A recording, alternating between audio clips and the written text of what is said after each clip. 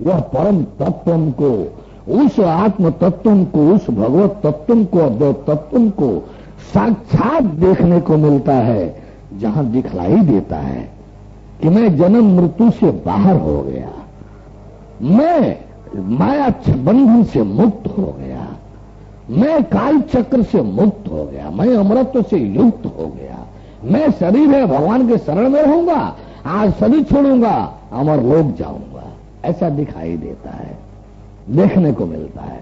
यही ज्ञान, यही दर्शन आपको 1 से 4 तारीख तक देखने को मिलेगा। बोले परम प्रभु परमेश्वर की, परम प्रभु परमेश्वर की, परम प्रभु परमेश्वर की। सत्यम जयते नानतम। इस समय तो शंका समाधान का समय नहीं मिलेगा। 10 बजे जो है सदानंद जी, आपको साधारण जब पहले भगवान स्वीकार कर लेंगे तो शंका कौन जी करेंगे। परम प्रभु भगवान की जय। हाँ, तो सदगुरु महाराज, मेरा प्रश्न यह है कि जब भगवान इस पृथ्वी पर अवतार लेते हैं तो आपने कहा था कि परमेश्वर एक है, तो उस समय जब अवतारी रूप में होते हैं तो परमेश्वर क्या पृथ्वी पर ही रहते हैं कि परम धाम दोनों में रहते हैं या केवल एक जगह रहते हैं उस समय। बोले परम प्रभु परमेश्वर की। भारत के राष्ट्रपति, भारत के प्रधानमंत्री एक एक हैं। क्या ये अमेरिका जाते हैं तो भारत खाली हो जाता है क्या? क्या ये रूस जाते हैं, जापान, पाकिस्तान, जर्मन में जाते हैं तो भारत खाली हो जाता है क्या? इमरजेंसी सारे क्रियाकलाप जहां जाते हैं वहां जाएगा। जो सामान्य जनरल जो क्रियाकलाप है वो अधिकार मंत्रालयों को करते रहने का रहेगा। कोई विशिष्ट निर्णय लेना होगा तो हॉटलाइन जुड़ी रहेगी उनसे। धन्यवाद। तो एक जो प्रधानमंत्री हैं, जो राष्ट्रपति हैं, धरती के किसी भी देश में रहेंगे तो यहां वो खाली नहीं माना जाएगा। कुर्सी खाली नहीं मानी जाएगी, गद्दी खाली नहीं मानी जाएगी। लेकिन ऐसा होता है कि जब अवतार, पूरा अवतार होता है तो अवतार डबल रोल में काम करता है, लेकिन एक ही होता है। अवतार भगवान विष्णु के रूप में होगा तो वही रोल भगवान विष्णु का वहां भी रहेगा और दोनों संयुक्त रूप में, एक एक रूप में कार्य करेंगे।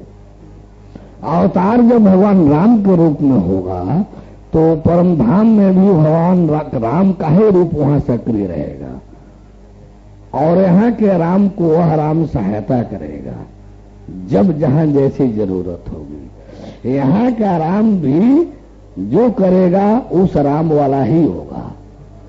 जब द्वापर युग होगा, भगवान कृष्ण रूप में भगवान अवतरित होगा तो यही वह रूप जो है भगवान कृष्ण के रूप में परिवर्तित हो जाएगा और वह भगवान, ये भगवान कृष्ण और वो भगवान कृष्ण दोनों संयुक्त रूप में एकीकृत में कार्य करेगा। जब भगवान वर्तमान कल्कि वाला होगा तो इसका रूप परम धाम वो रूप परिवर्तित हो जाएगा। विष्णु राम रूप में परिवर्तित हो जाएगा, राम कृष्ण रूप में परिवर्तित हो जाएगा, कृष्ण वर्तमान रूप में परिवर्तित हो जाएगा। 4 ही युग होता है, 4 ही रूपों में अवतार होता है। 5वां कोई रूप अवतार का नहीं होता है। ये था है, रहने वाला है। जब युग आएगा, 7 दिन जो है महीना में 4 बार आता है, कभी कभी 5 बार भी आता है, लेकिन दिनवा वही इतवार, सोमवार, मंगलवार, बुधवार रहता है। चाहे जितने बार सप्ताह, हर वर्ष में 52 बार सप्ताह आता है, लेकिन सप्ताह का दिनवा वही रहता है। तो युग चाहे जितना हो, अवतार चाहे जब भी जितना हो, वो चाहिए रहेगा, क्रमशः आता रहेगा। जब सतयुग आएगा तो कल्कि रहेगा, सतयुग जाएगा, त्रेता आएगा तब विष्णु हो जाएंगे, जब त्रेता जाएगा, द्वापर आएगा तो राम रूप में आ जाएंगे, जब द्वापर जाएगा, कल्कि आएगा, कलयुग आएगा तो कृष्ण रूप में रहेंगे, जब कल्कि जाएगा, सतयुग आएगा तो पुनः वर्तमान वाला हो जाएंगे। ये अवतार का 4 ही रोल फिक्स है, 5वां कोई अवतार नहीं होता है। धन्यवाद महाराज। बोले परम प्रभु परमेश्वर की, सदगुरु महाराज सदानंद जी की, परम प्रभु परमेश्वर की जय। सत्यमेव जयते नानृतम्।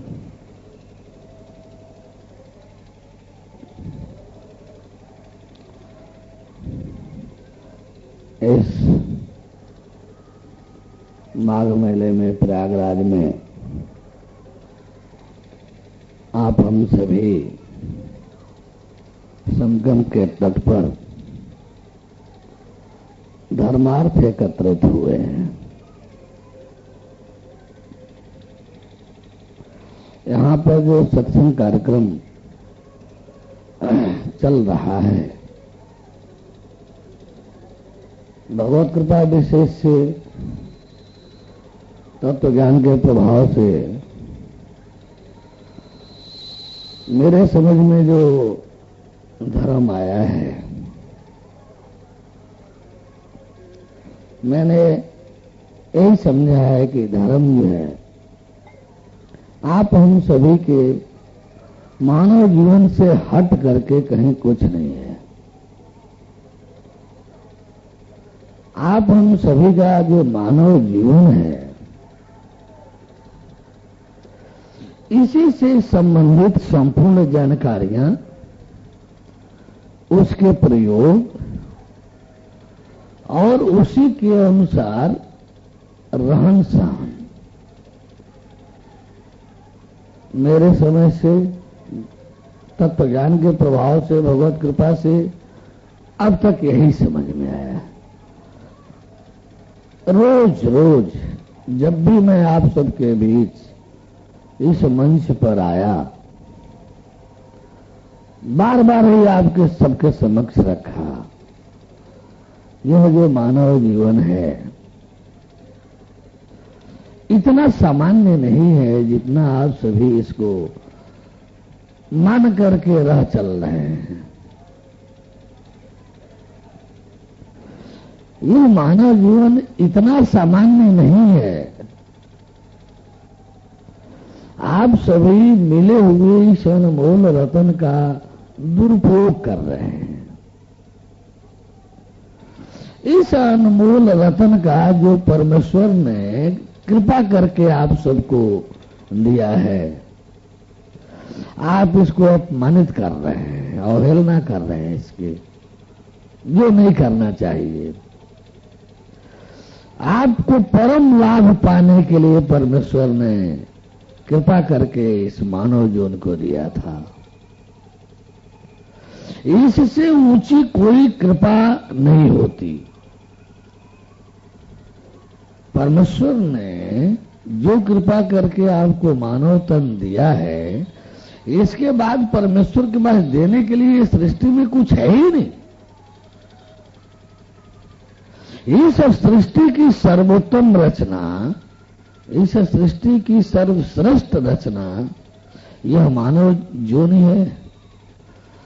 सर्वोत्तम रचना, सर्वश्रेष्ठ रचना जो है ये मानव जीवन है। इससे श्रेष्ठ नाम की कोई भी चीज इस ब्रह्मांड में नहीं है।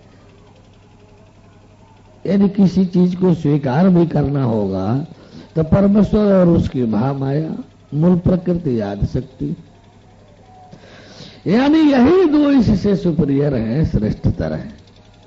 परमेश्वर और उसकी आदि शक्ति, मूल प्रकृति, महामाया।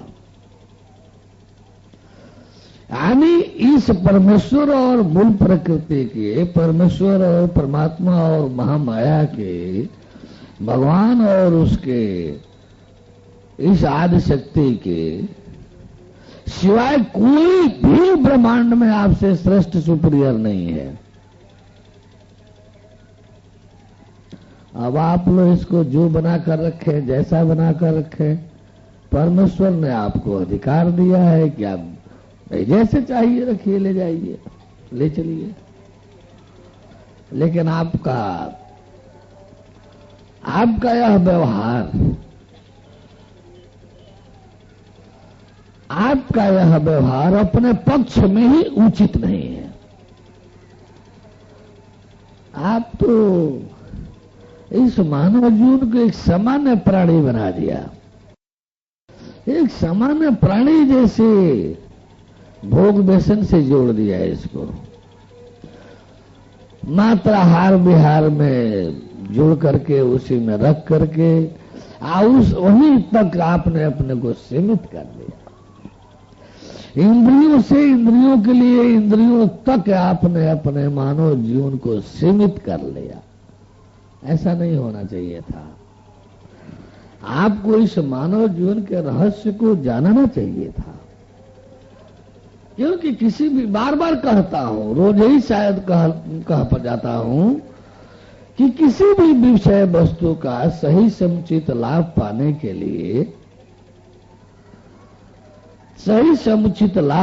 के लिए तीन बातें अनिवार्य हैं। बार बार इसको आप सबके सामने कह रहा हूं, रटा रहा हूं, अभ्यास करा रहा हूं। आप इसको इतना विस्मृत कर गए हैं, आपसे इतना ये विस्मृत हो चुका है कि बार बार अभ्यास कराना पड़ रहा है कि किसी भी विषय वस्तु का सही समुचित लाभ पाने के लिए ये जानना जरूरी है कि क्या है, किस लिए है। कोई भी वस्तु, ये गुलाब का फूल ही है, जानना जरूरी है कि क्या है, किस लिए है, इसका प्रयोग हम किस प्रकार से करें ताकि इसका सही समुचित लाभ हमको प्राप्त हो। ये जानना और अपने आप को उसके अनुसार रखना, ले चलना।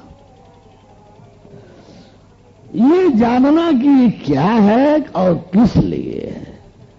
जो है, जिस लिए है, उसी के अनुसार इसको इसके कर्तव्यों से जोड़ दिया जाए, उसके अनुसार करके रहने चलने लगा जाए तो दिखाई देगा ये सब होता जा रहा है, सब होता जा रहा है। कुछ सोचने की आवश्यकता नहीं रह जाती है, कुछ चाहने की आवश्यकता नहीं रह जाती है, सब होता हुआ दिखाई देता है। और किसी के जीवन को मैं क्या कहूं और सब उदाहरण मैं क्या दूं, मैं तो खुद इसका भुक्त भोगी हूं। मैं कहां क्या कुछ करता हूं, मेरे पास तो कुछ न विशेष जानकारी है, न बोलने का ढंग है, और न कोई मेरे पास करने धरने है। भगवत कृपा है, तत्व ज्ञान का प्रभाव है।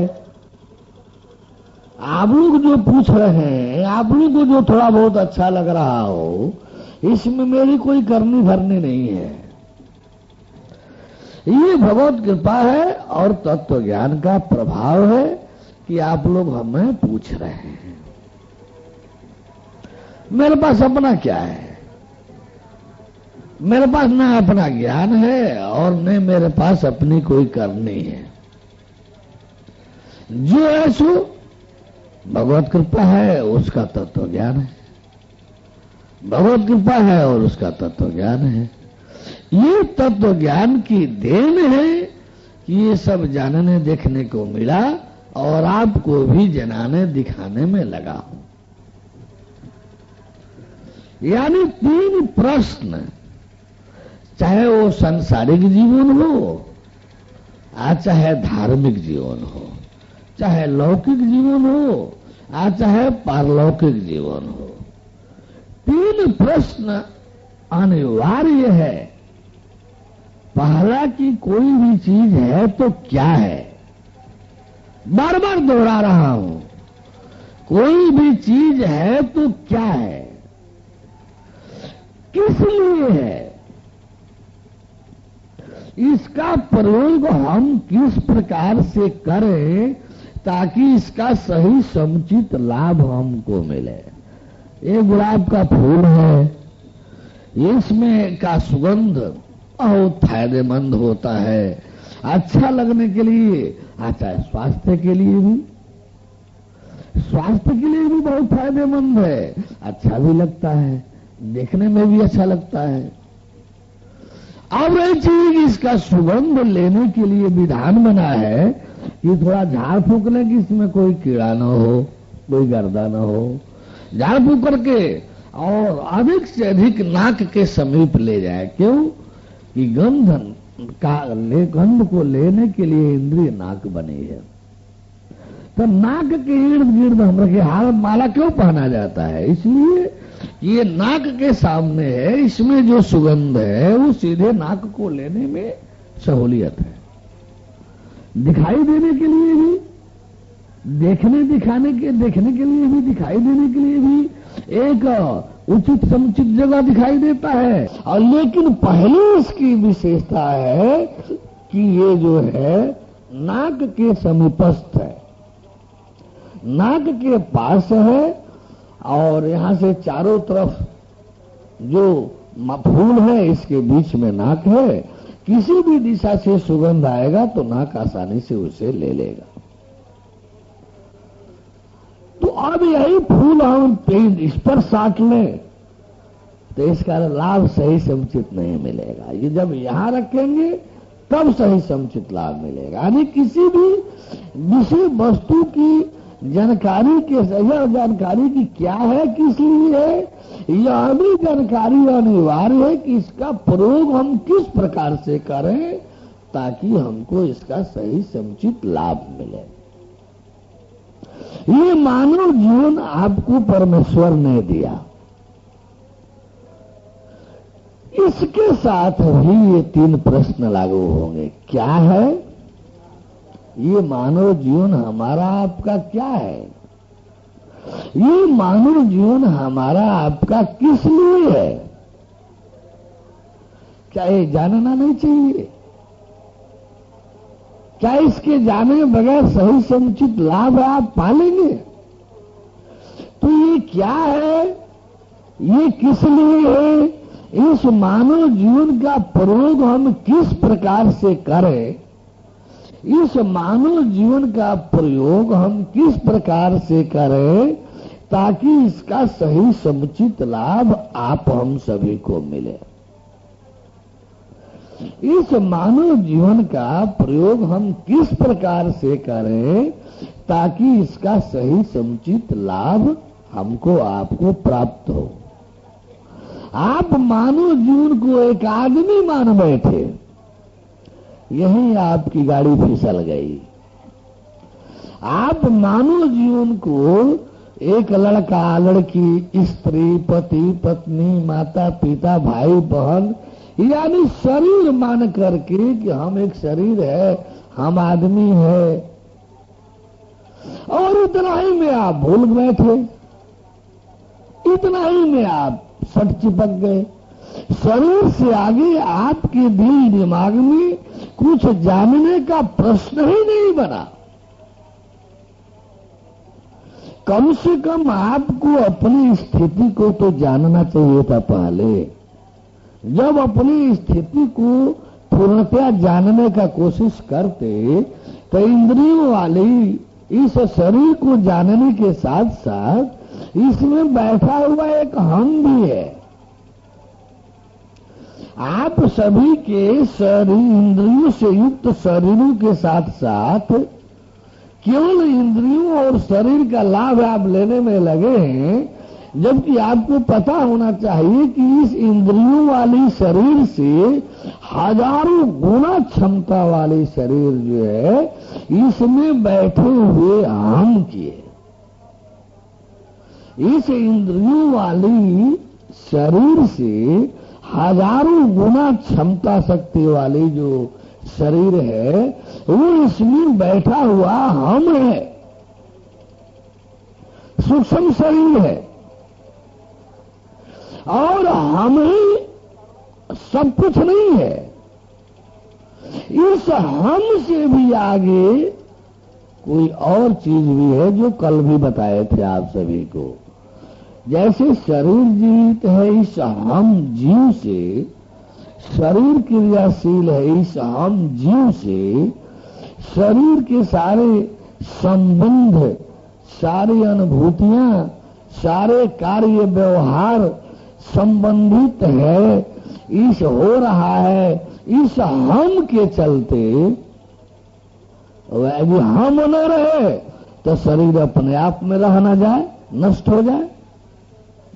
ये हम न रहे तो शरीर की सारी क्रियाएं समाप्त हो जाए, शरीर के सारे संबंध समाप्त हो जाए, शरीर की सारी अनुभूतियां समाप्त हो जाए, शरीर के सारे कार्य व्यवहार समाप्त हो जाए। हम हैं, शरीर के अंदर जब हम हैं तो इसके सारे संबंध हैं, इसका जीवन है, इसके सारे संबंध हैं, इसकी सारी अनुभूतियां हैं, इसके सारे कार्य व्यवहार हैं, इसकी सारी उपलब्धियां हैं। हम नहीं तो शरीर ही नहीं रह जाएगी, संबंध कहां से रहेंगे? यदि हम नहीं तो शरीर ही नहीं रह जाएगी। ये माता पिता, पति पत्नी, भाई बहन, ये पुत्र पुत्री, ये संबंध कहां से रह जाएंगे जब शरीर ही नहीं रह जाएगी?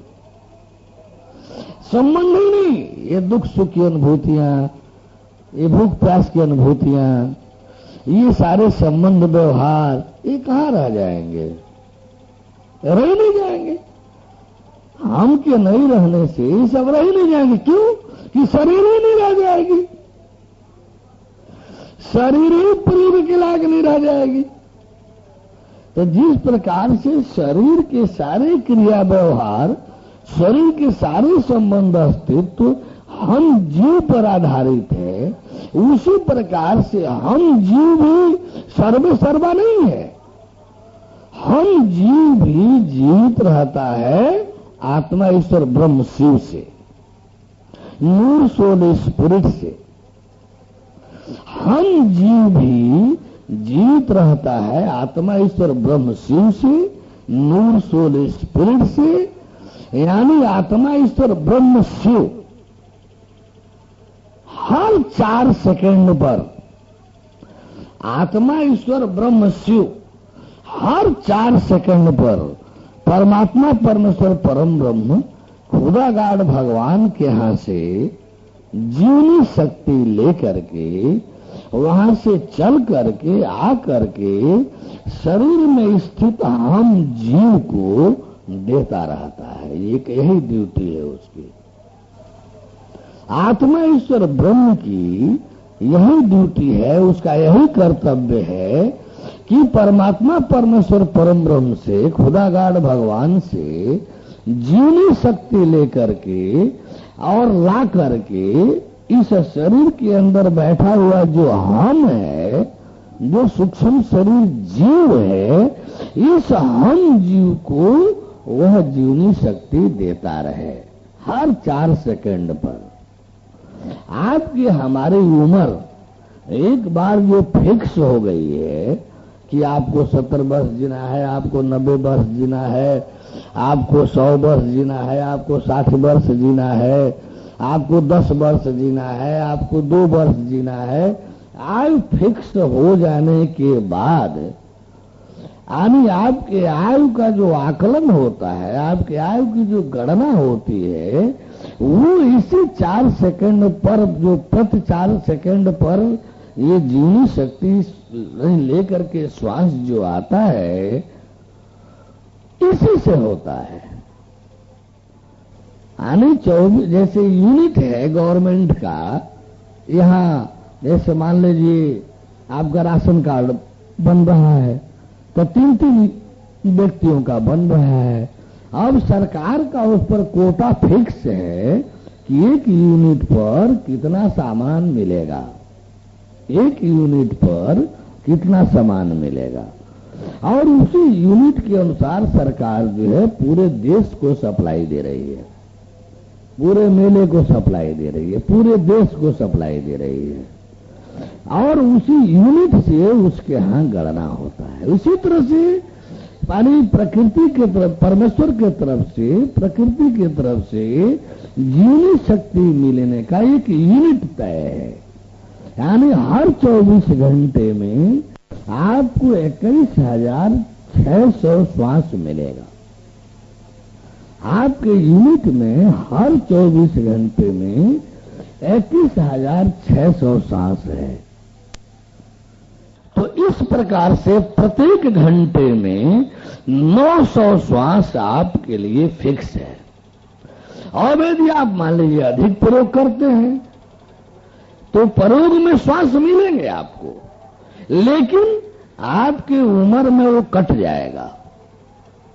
यदि आप श्वास कम खर्च करते हैं तो आपका जीवन चलता रहेगा, और जो बचेगा वो आपके उम्र में जुड़ जाएगा। यानी जो यूनिट आपके लिए फिक्स हो चुका है वो आपके लिए है। अधिक खर्च करेंगे उम्र घट जाएगा, अधिक खर्च कम खर्च करेंगे उम्र बढ़ जाएगा। प्राय सबसे कम सांस कछुआ लेता है। बहुत बड़ी उम्र उसकी है, 150 वर्ष की जीता है कछुआ, 150 वर्ष तक कछुआ जीता है, इसलिए कि बहुत कम सांस लेता है, बहुत कम सांस लेता है। तो इस प्रकार से जो है, यानी हम लोगों का ये श्वास है, आप जो है क्या कीमत जानेंगे इस श्वास का, उड़ाने में लगे। वो बूढ़ा ने गुड़देल पर उड़ाया था वो रतन को, जिसमें एक रतन के बदले, अच्छे कि आज का कार्यक्रम राम जी के उपदेश पर था, वही शुरू करूं।